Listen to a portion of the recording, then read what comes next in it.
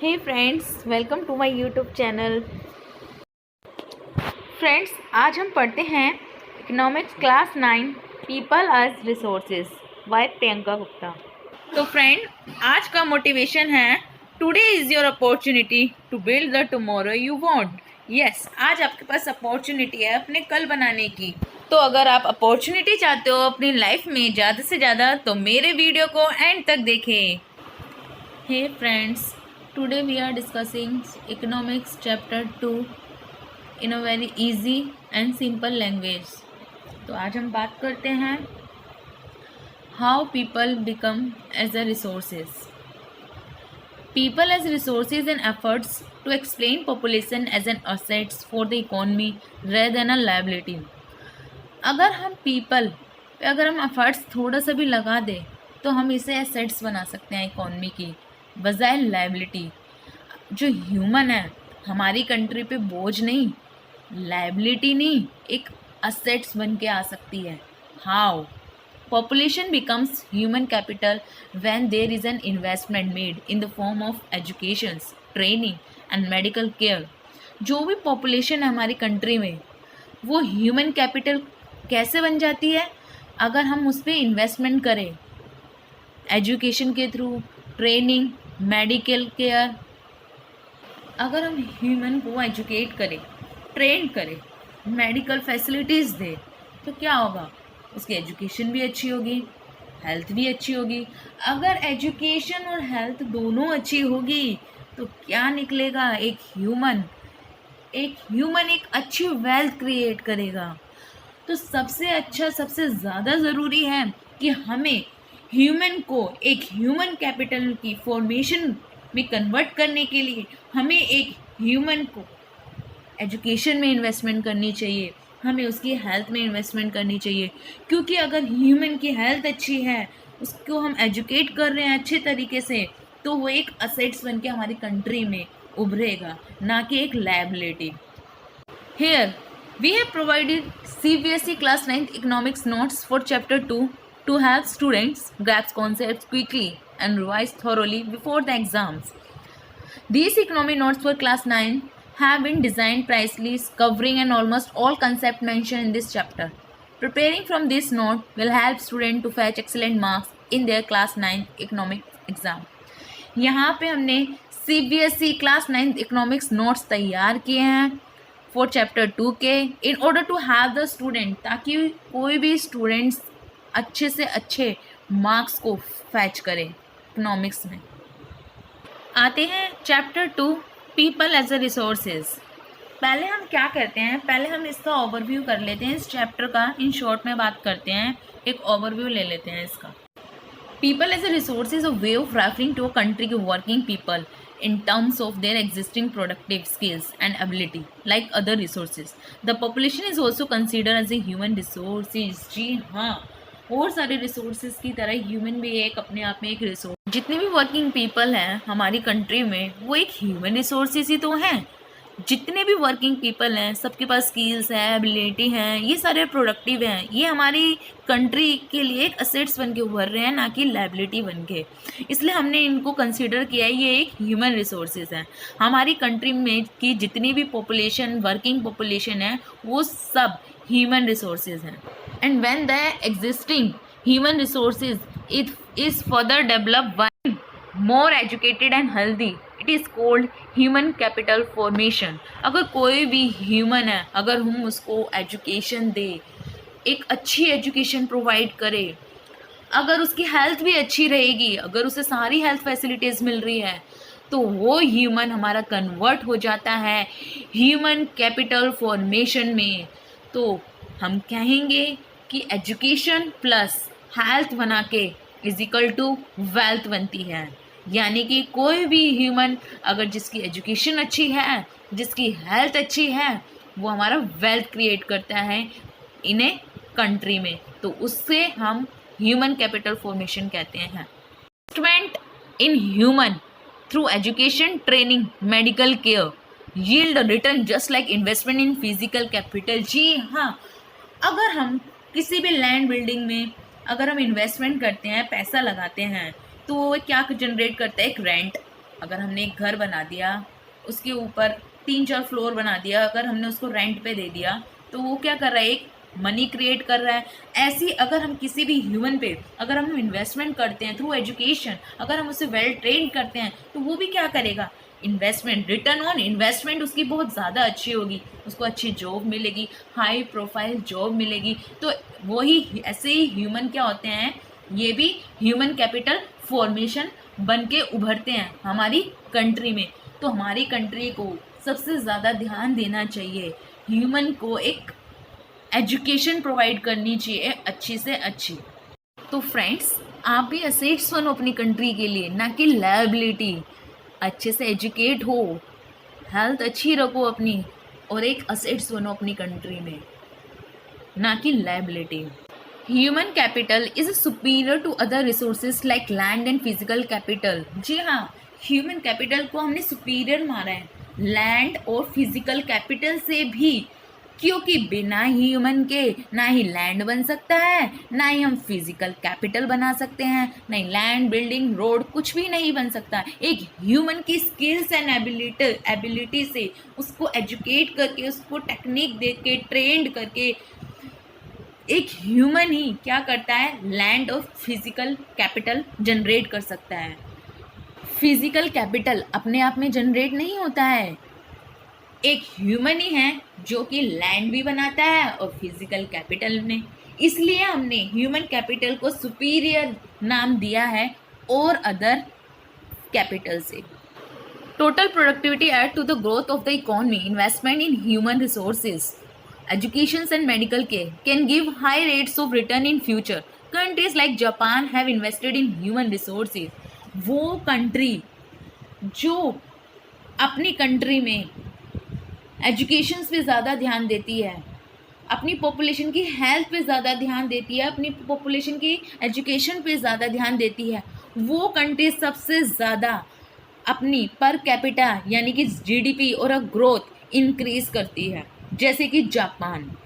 तो हमें भी या कोई भी कंट्री को सबसे ज़्यादा मोर फोकस करना चाहिए अपनी कंट्री की पॉपुलेशन की हेल्थ पे, एजुकेशन पे, क्योंकि अगर हमारी हेल्थ अच्छी है, एजुकेशन अच्छी है, किसी भी पर्सन की अगर हेल्थ अच्छी है तभी तो हम पढ़ाई कर पाएंगे। अगर हेल्थ ही अच्छी नहीं है तो हम पढ़ाई कैसे करेंगे।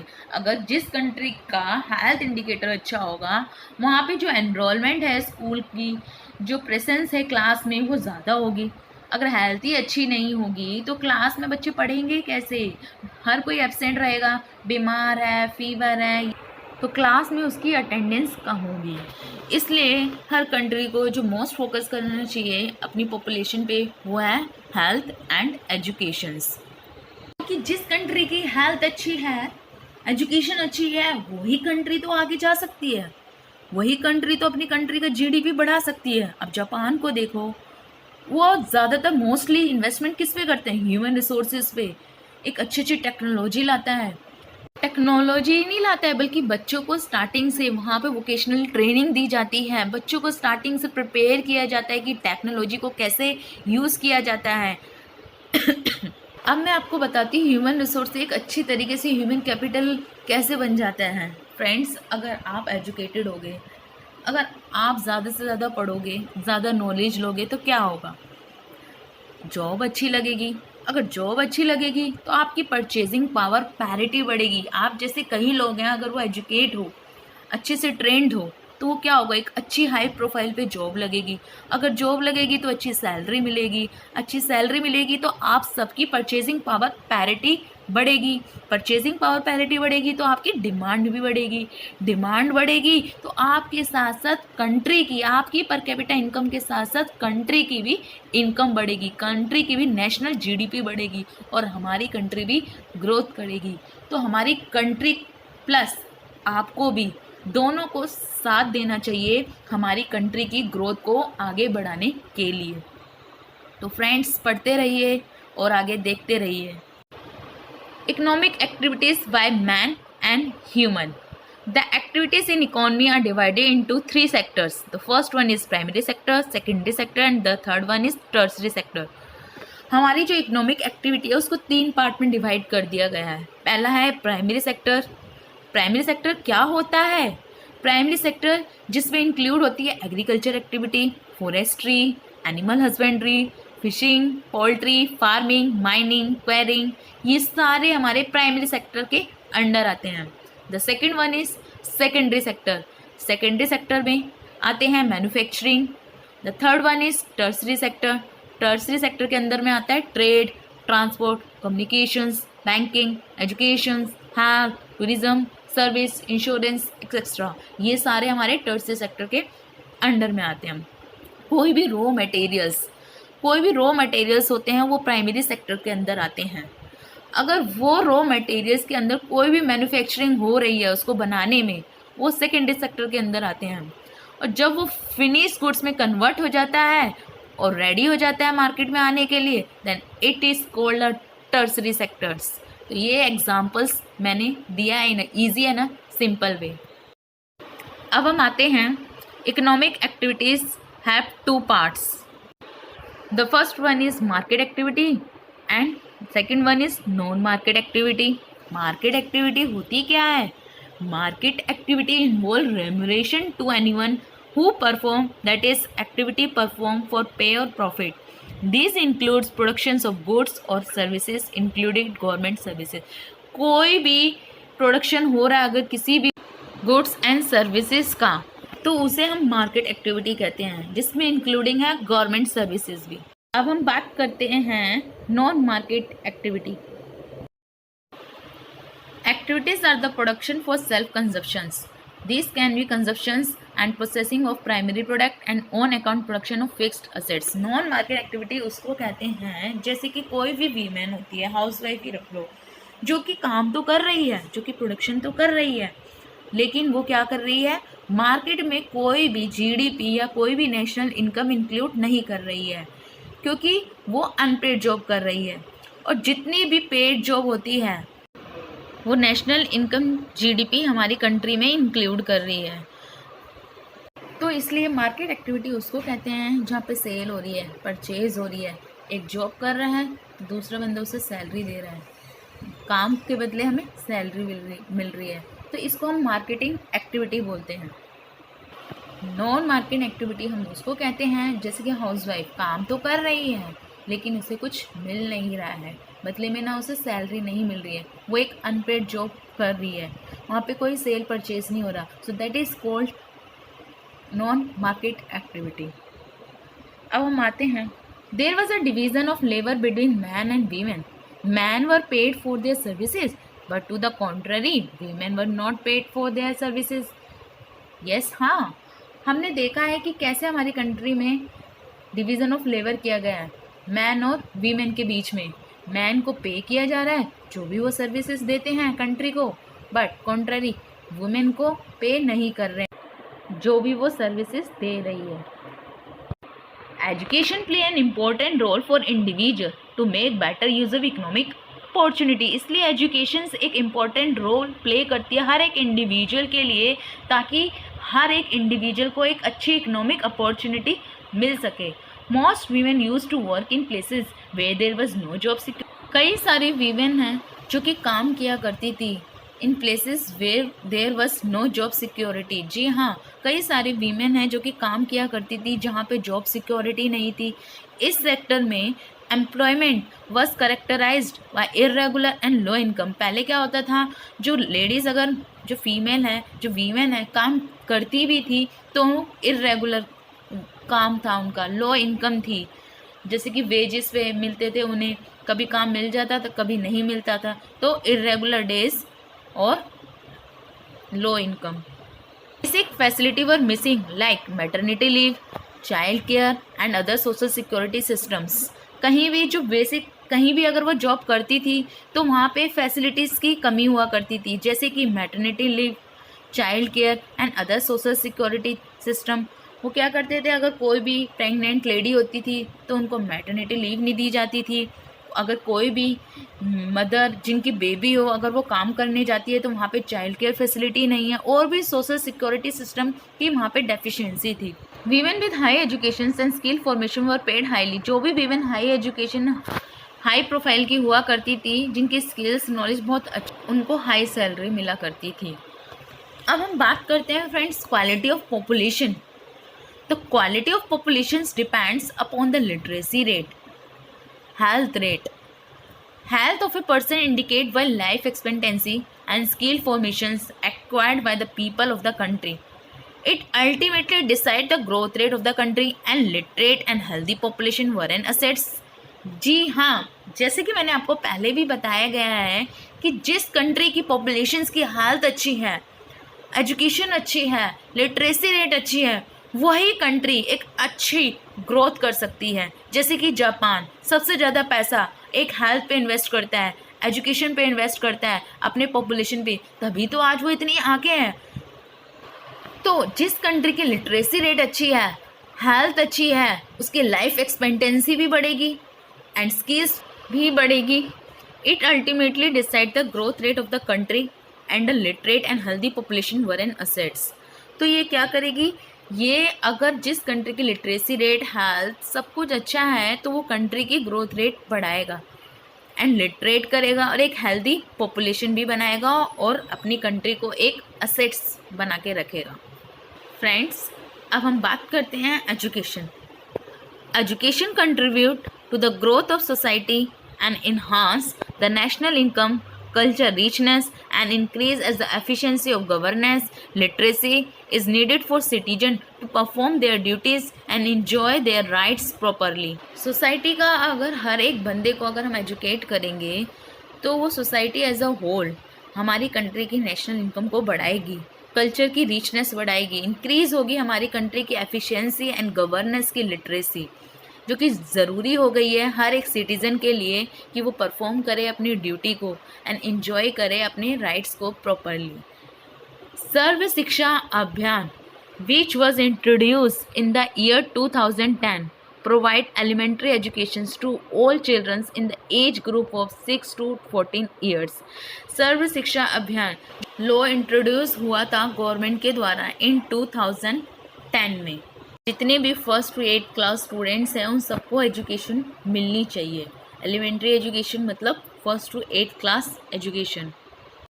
To encourage attendance and retention of childrens and improve their nutritional status, a mid day meal scheme was introduce. Attendance increase करने के लिए बच्चों का क्लास में एनरोलमेंट ज़्यादा हो, इसलिए गवर्नमेंट ने उनका न्यूट्रिशनल स्टेटस पे ध्यान दिया, इंट्रोड्यूस की एक मिड डे मील स्कीम जो कि गवर्नमेंट के द्वारा इंट्रोड्यूस हुई गई थी। The 12th plan focus on increasing access, quality and adoption of state specific curriculum modification, vocationalisations and networking on the use of information technology, distance education, convergence of formal, non formal, distance and IT education institution. एक 12th plan पे भी focus किया था government ने, जिससे increase हो access, quality increase हो, curriculum में मॉडिफिकेशन लेके आया जाए, वोकेशनलाइजेशन लेके आया गया, नेटवर्क लेके आए गई, इंफॉर्मेशन टेक्नोलॉजी का, डिस्टेंस एजुकेशन प्रोवाइड किया गया, convergence of formal and non formal, distance and IT education institute बनाए गए। ये अभी हमने बात करी थी कि गवर्नमेंट ने कैसे एजुकेशन सेक्टर को इम्प्रूव करने के लिए क्या क्या तरीके अपनाए थे। अब हम बात करते हैं हेल्थ की कि गवर्नमेंट ने हेल्थ सेक्टर को कैसे इम्प्रूव किया है। इम्प्रूव करना हेल्थ स्टेटस पॉपुलेशन का ये प्रायोरिटी हो गई है कंट्री की। The national policy to aim at improving the accessibility of health care, family welfare and nutritional service specially for the under privilege segment of the populations. Government कई सारी policy लेके आई है in order to improve the health status of the population का। National policy क्यों लेके आई है, ताकि जैसे कि लाइफ इंश्योरेंस, कई सारे इंश्योरेंस लेके आई है जिसका एम क्या है, इम्प्रूव करना health care, family welfare and nutritional service देना, स्पेशली किसको, जो भी under privilege segment of the population, यानी कि जितने भी इकोनॉमिक वीकली सेक्टर्स हैं हमारी सोसाइटी में उनको भी कवर करे। India over the last 5 decades has developed it's man power required in the primary, secondary and tertiary sector. हमारी जो इंडिया है लास्ट 5 decade में उसने डेवलप कर लिया है अपनी मैन पावर, जो कि रिक्वायर्ड हो गई थी प्राइमरी सेक्टर में, सेकेंडरी एंड टर्सरी सेक्टर में। तो अब हम बात करते हैं अनएम्प्लॉयमेंट की। What is unemployment? A person who has ability and willingness to do work but still also they are not able to get job. कोई भी ऐसा पर्सन जिसके पास एबिलिटी भी है और वो चाहता भी है फिर भी उसको जॉब नहीं मिल रही है, उसको हम अनएम्प्लॉयमेंट कहते हैं। और जो अनएम्प्लॉयमेंट है वो डिफ़र है, रूरल में अलग है, अर्बन में अलग है। इन रूरल एरिया में जो अनएम्प्लॉयमेंट है वो सीजनल होती है और डिस्गाइज होती है, लेकिन जो अर्बन एरिया है वहाँ पे जो अनएम्प्लॉयमेंट है वो एजुकेटेड अनएम्प्लॉयमेंट होती है, मतलब कि पढ़े लिखे होने के बावजूद भी लोग बेरोजगार हैं। तो अब हम बात करते हैं सीजनल अनएम्प्लॉयमेंट की। सीजनल अनएम्प्लॉयमेंट होता क्या है? Seasonal unemployment occurred when people are not able to find job during a few particular month of the year.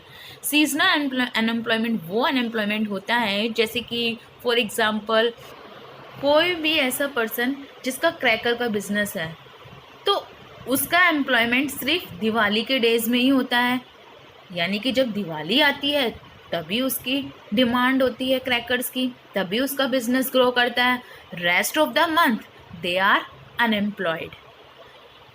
कोई भी ऐसा पर्सन जो होली का काम करता है, जो कलर्स बेच रहा है, तो होली के टाइम पे होली के कलर्स की डिमांड बढ़ेगी and rest of the month वही पर्सन क्या हो जाएगा? अनएम्प्लॉयड। तो ऐसे एम्प्लॉयड को हम बोलते हैं सीजनल अनएम्प्लॉयड।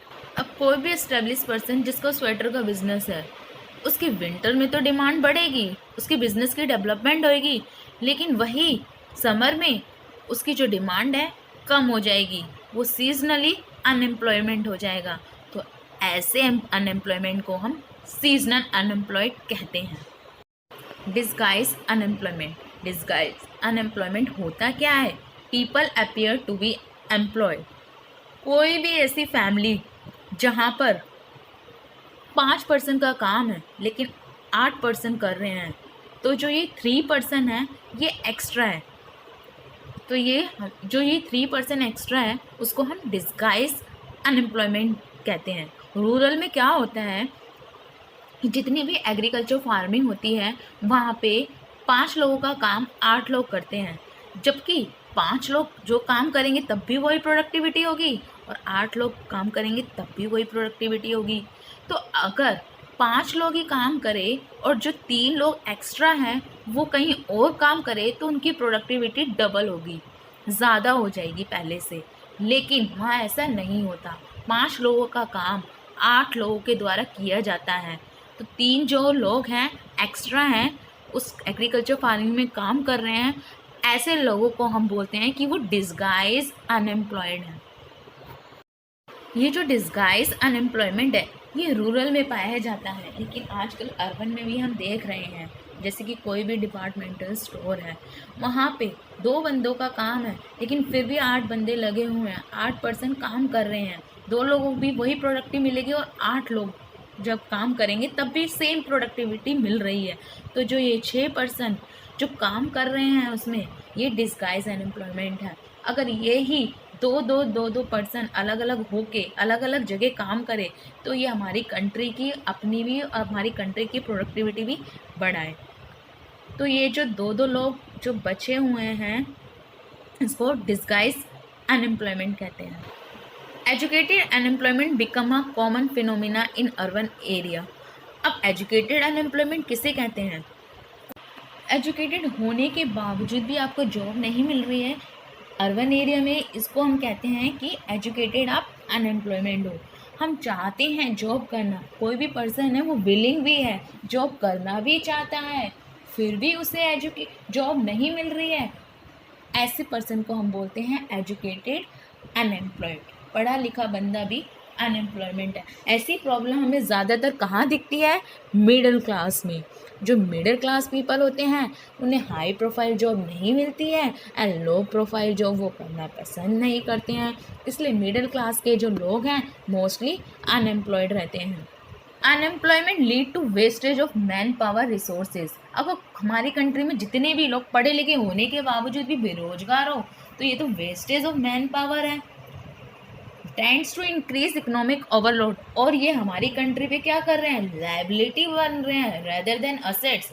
असेट्स बनने की वजह लायबिलिटी बन रहे हैं, बोझ बन रहे हैं, ओवरलोड हो रहे हैं हमारी कंट्री पे, जो कि हमारी कंट्री की नेशनल इनकम और ग्रोथ भी डिक्रीज करेगा।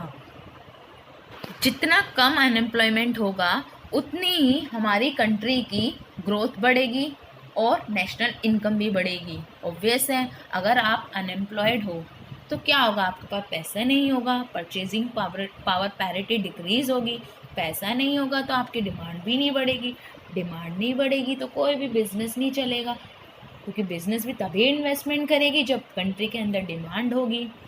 और यहीं पे अगर हम आते हैं, अगर हमारी कंट्री में हर एक बंदा एम्प्लॉयड हो तो उसके पास क्या होगा, पैसा होगा, जॉब होगी तो पैसा होगा, परचेजिंग पावर पैरिटी बढ़ेगी, पैसा होगा तो डिमांड भी बढ़ेगी, और अगर डिमांड है तो आप ग्रोथ भी बढ़ेगी हमारी कंट्री की। और अगर डिमांड है तो यही तो बिजनेसमैन चाहते हैं, अगर डिमांड बढ़ेगी तो बिजनेस भी बढ़ेगा, तो हमारी कंट्री की ओवरऑल ग्रोथ भी बढ़ेगी और गवर्नमेंट की नेशनल इनकम भी बढ़ेगी, तो हमारी कंट्री अच्छे से डेवलप करेगी। तो कितना बड़ा रोल है हर एक बंदे को हमारी कंट्री में एम्प्लॉयड रहने का। अब हम बात करते हैं, in the primary sector employment structure is characterised by self employment. Primary sector के अंदर ज़्यादातर लोग खुद काम करते हैं, जैसे कि agriculture activity. Agriculture is the most labour absorbing sector. Agriculture जो है, एग्रीकल्चर में सबसे ज़्यादा लेबर एब्जॉर्ब होती है और उसकी प्रोडक्टिविटी भी कम होती है। एग्रीकल्चर में काम भी ज़्यादा करा जाता है और प्रोडक्टिविटी भी इसकी लो होती है, ज़्यादा labour low productivity. But in recent year there has been a decline in the dependent of population on agriculture. लेकिन आजकल के टाइम में देखा गया है कि एग्रीकल्चर पे की जो डिपेंडेंस है हमारी पॉपुलेशन की वो कम हो गई है। Some of the surplus labour in agriculture has move to either the secondary or the tertiary sector.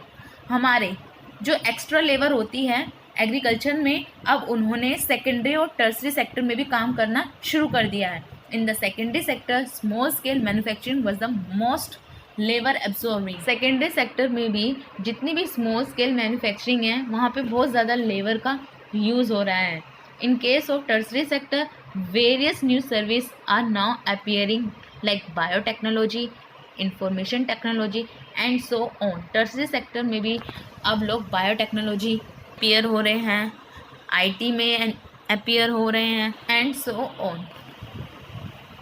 इन तीनों सेक्टर में से अगर गवर्नमेंट सेकेंडरी सेक्टर पे ज़्यादा ध्यान दे, मैन्युफैक्चरिंग सेक्टर पे ज़्यादा ध्यान दे, क्योंकि एक सेकेंडरी सेक्टर ही ऐसा है जो कि ज़्यादा मोर एम्प्लॉयमेंट जनरेट करता है। तो अगर एम्प्लॉयमेंट ज़्यादा जनरेट होगी हमारी कंट्री में तो लोगों को ज़्यादा जॉब मिलेगा और हमारी ग्रोथ होगी, हमारी कंट्री की, एक मैन की भी और कंट्री दोनों की ग्रोथ होगी। मिलते हैं नेक्स्ट क्लास में। तो फ्रेंड्स, आज आपका होमवर्क है कि गवर्नमेंट ने क्या क्या स्कीम लॉन्च की है हेल्थ पे एंड एजुकेशन पे। तो फ्रेंड्स, अब हम मिलते हैं नेक्स्ट क्लास पे। Bye bye, tata, see you. Thank you friends for watching. I hope आपको वीडियो अच्छा लगा। प्लीज़ अपने फ्रेंड्स के साथ ये वीडियो शेयर कीजिए, लाइक कीजिए और ज़्यादा से ज़्यादा सब्सक्राइब कीजिए। If you find any doubt, please comment on my video. I will clear the doubt in next video. Thank you. Bye bye. Take care.